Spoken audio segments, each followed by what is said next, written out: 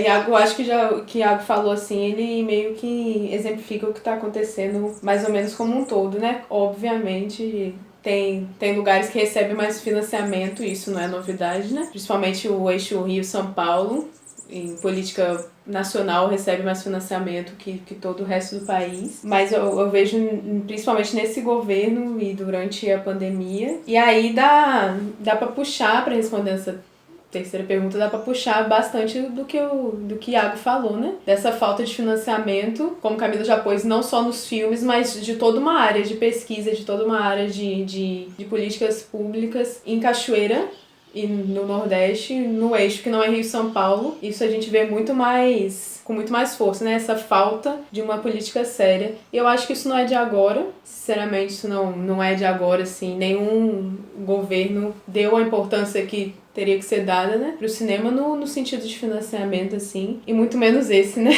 Esse tá pondo a cultura, assim, uma das pastas mais lá pra trás. Então eu acho que toda essa questão de artistas em geral, mas falando da minha área, da nossa área que é cinema, né, ela vem de vários processos históricos, né? Desde da ditadura, com a censura e tal. A gente teve um distanciamento muito grande do público em geral com o cinema brasileiro, e aí depois na abertura democrática, a gente não teve políticas públicas sérias que fizessem o cinema brasileiro competir com o cinema estrangeiro, né? Então, a gente teve essa entrada de muito filme estrangeiro no país e esse distanciamento do público. E eu acho que desde aquela época até hoje, a gente não conseguiu fazer uma política pública de financiamento em todas as áreas, né? De financiamento de obras, de pesquisa, de produção, a gente não conseguiu fazer uma política pública que chegasse em todo o país, que é óbvio que esse financiamento existe, mas a gente sabe onde esse financiamento se concentra, né? Que é no eixo Rio de São Paulo, que tem as produtoras, então acaba se concentrando lá. Então é uma coisa que até hoje a gente não conseguiu, assim, dar conta, né? Mas, também pra só não puxar pro lado negativo, eu acho que apesar disso, a gente vê várias produções que conseguem surgir no meio das adversidades, né? E Cachoeira, como o Iago disse, é um belo exemplo disso, que a maioria dos curtas, que nem Camila falou, os curtas universitários que estão presentes em festival pelo país todo foram feitos com zero, sabe? Foram feitos com nada e estão lá. Assim, tem um motivo de estar lá, tem um motivo de estar sempre presente. Então acho que apesar disso, a galera tá conseguindo, mesmo que seja na força do, tipo, querer fazer, assim, por teimosia mesmo. Mas o cenário não é bom, assim, e sinceramente, do jeito que tá, a perspectiva não é melhorar, né? Mas a gente continua aqui, continua fazendo, continua tentando de um jeito ou de outro.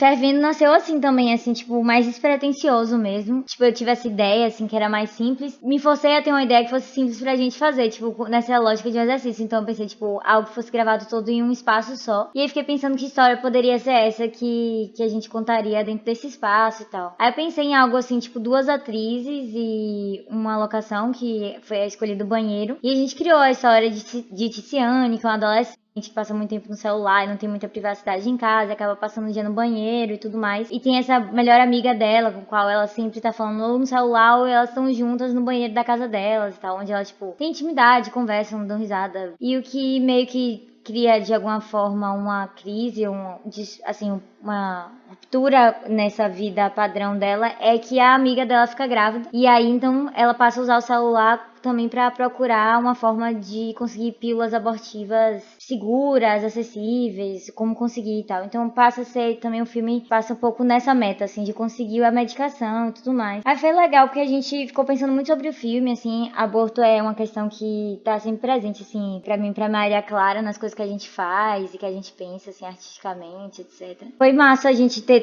assim, levado esse tema, que a gente ficou pensando, tipo, qual tipo de responsabilidade a gente tem ao falar sobre aborto. Principalmente porque a gente sentia que a gente tava muito prejudicado cinematograficamente com a questão do aborto. Tipo assim, o cinema trata muito mal a questão do aborto em geral, né? Assim, o cinema ajuda a demonizar um pouco o aborto, se não for pela questão moral, mas também o procedimento, assim, né? Tem muito sangue, feto e violência e tudo mais. Então a gente também queria fazer um filme que ele fosse de alguma forma responsável, assim, né? Tentasse trazer um pouco essa diferença. E aí, numa conversa que a gente tava tendo um dia, assim, na reunião e tal, a gente conversou sobre por que não falar no filme como abortar, assim, e como conseguir, tipo assim, falar onde conseguir os medicamentos e tudo mais. E aí foi automático, todo mundo concordou, assim, achou que essa era uma excelente forma, assim, de, tipo, ir além um pouco com o cinema, assim, tipo, ir pro panfleto, ir pra divulgação, ir pro literal, assim. Então, tipo, quebra um pouco essa parede do que é esperado, assim, num final de filme, né, num crédito, a música final, etc. E vem esse momento onde, muito, assim, objetivamente, com a voz, assim, que a gente tenta ao máximo fazer uma voz, tipo, de locutor, assim, essa voz bem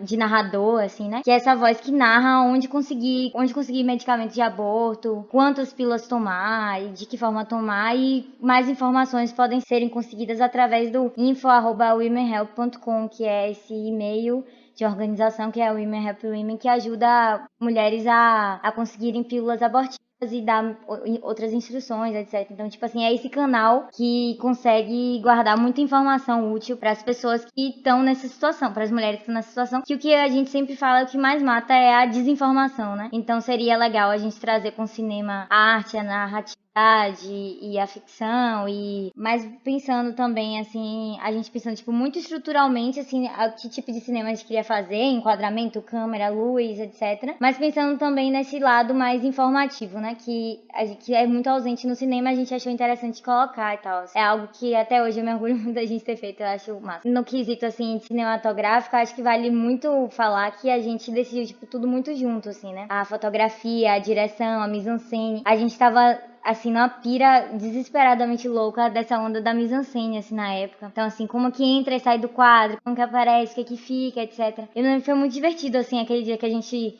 botou um monte de papel, desenhou um banheiro e ficou, a câmera vai estar daqui. Se a gente filmar ela através do vidro do banheiro, a gente ganha essa camada que dá essa distância entre a personagem e o espectador. E se a gente fizer isso, se a gente fizer 4x3, também dá essa sensação de mais claustrofóbica, e também a gente consegue ganhar uns planos legais mais do banheiro. São pouquíssimos planos fervendo, eu não vou me lembrar agora quantos são, mas muito poucos, eu acredito, assim, que tipo uns 8 planos. Tá? A gente também tinha muito conhecimento do espaço, né?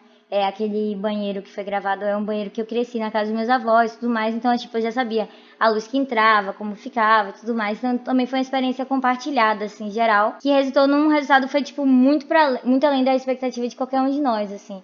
Não vou me lembrar agora, mas, assim, tipo, mais de 30 festivais, ganhou mais de 10 prêmios, virou notícia e tudo mais, tipo, assim, também é um pouco, a gente também começou já muito bem, assim, que foi Tafacão, né?